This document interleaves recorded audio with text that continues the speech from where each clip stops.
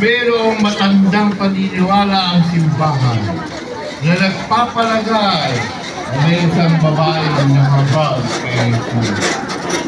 Nakakita ang nagpapalagay habang nagpapasyal ng krus. Pinunasan ng babae ang dugo ang mukha ni Jesus gamit ang sarili ng birang.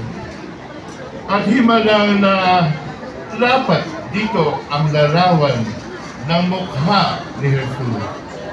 Ang babae ay nakilala sa tawag na Veronica hango sa dalawang salitang Latin na pera at ipona. Ibig sabihin, tunay na larawan.